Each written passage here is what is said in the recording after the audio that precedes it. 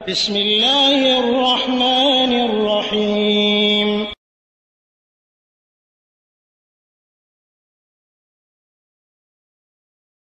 আসসালামু আলাইকুম রহমতুল্লাহ বারাকাত।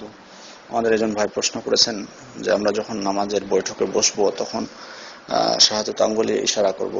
কেউ যদি একবার শুধুমাত্র ইশারা করেন আশহাদু আল্লা ইলাহা ইল্লাল্লাহ বলার সময়, তাহলে কি এটি বিদআত হবে না?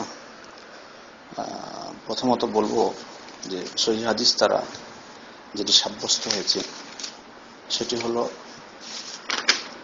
যে আমাদেরকে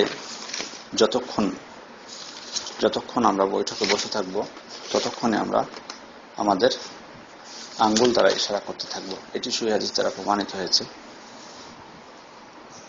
সুতরাং কোন ব্যক্তি যদি সহিহ হাদিসের আমল বাদ দিয়ে দুর্বল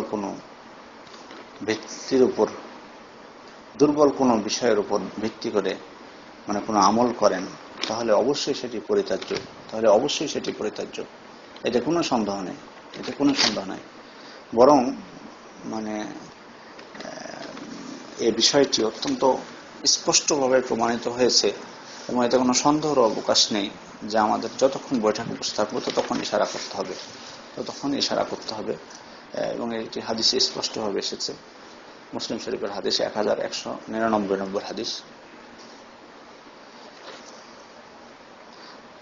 كان رسول الله صلى الله عليه وسلم يصنع قال كان إذا جلس في الصلاة وضع كفه اليمنى على فخذه اليمنى وقبض أصابعه كلها وأشار بإصبعه التي تلي الإبهام ووضع كفه اليسرى على فخذه اليسرى। অর্থাৎ রাসূল সাল্লাল্লাহু আলাইহি ওয়াসাল্লাম নামাজ যখন বৈঠক করতেন তখন ডান উরুর উপর রাখতেন এবং বাম হাতের তালু বাম উরুর উপর রাখতেন। তো বাম উরুর উপর রাখতেন কিভাবে? স্বাভাবিকভাবে রাখতেন। অন্য রিওয়ায়াতে এসেছে ওবাসিতুহা আলাইহা, আলতোভাবে সরিয়ে রাখতেন বাম হাতের তালু যেটা। আচ্ছা, এবার ডান হাতেরটা আমরা স্পষ্ট হই। ডান হাতে তিনি তালু ডান উরুর উপরও রাখতেন এবং আঙ্গুলগুলো গুটিয়ে, এভাবে বলা যায়, আঙ্গুলগুলো গুটিয়ে শুধু বৃদ্ধাঙ্গুলির পার্শ্ববর্তী শাহাদাত আঙ্গুলি দ্বারা ইশারা করতেন। অন্য আঙ্গুলগুলো গুটিয়ে শাহাদাত আঙ্গুলি দ্বারা ইশারা করতেন। এটি মুসলিম শরীফের 1199 নম্বর হাদিস। তাহলে এই হাদিসটি প্রমাণ করে যে বৈঠকে বসার সময় রাসূল সাল্লাল্লাহু আলাইহি ওয়াসাল্লাম এমনটি করতেন। সুন্দরভাবে বর্ণনা দেওয়া হচ্ছে যে বাম হাতটা কিভাবে কোথায় থাকবে, ডান হাতটা কোথায় থাকবে এবং শাহাদাত আঙ্গুল দ্বারা ইশারা করতেন বৈঠকে বসলে। সুতরাং এটি যতক্ষণ বসে থাকবে ততক্ষণই করবেন। এটি অন্য হাদিসে আপনার তার পূর্বের হাদিসে বলা হয়েছে আকাদা সালাসাতান ওয়া খামসিন বলা হয়েছে। অর্থাৎ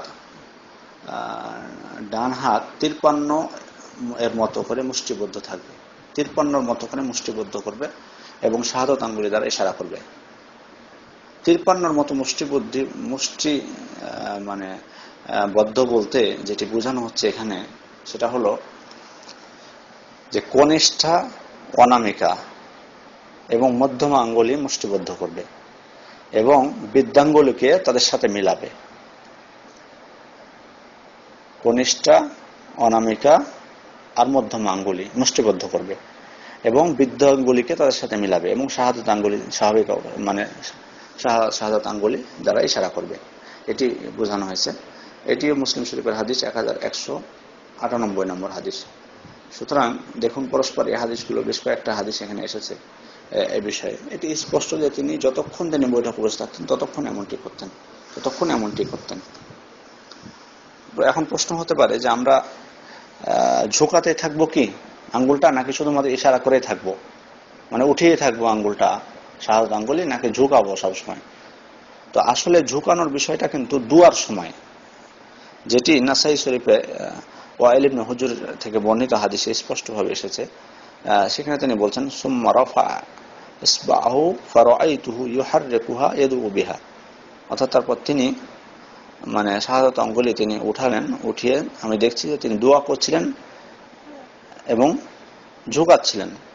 তিনি নাড়াচ্ছিলেন শাহাদাত আঙ্গুলি এবং এর দ্বারা দোয়া করছিলেন। এর উপর ভিত্তি করে বিদ্যারমণ বলছেন যে দোয়া যখন আসবে যে স্থানে সেখানে তিনি মানে নাড়াবেন, তাছাড়া এমনি ইশারা করেই থাকবেন, তাছাড়া এমনি সময় ইশারা করে থাকবেন, সম্পূর্ণ বইটাকে ইশারা করে থাকবেন। নাড়াবেন কখন? যখন দোয়া আসবে।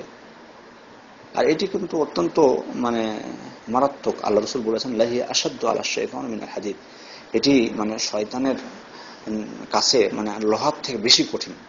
অর্থাৎ বান্দা যখন এই শাহাদাত আঙ্গুলি মানে দ্বারা ইশারা করবেন, এটি শয়তানের জন্য খুবই কঠিন। সুতরাং আমরা কি চাই না যে এটা শয়তানের জন্য কঠিন হয়ে থাক সম্পূর্ণ, যতক্ষণ আমরা বৈঠকে বসে থাকবো?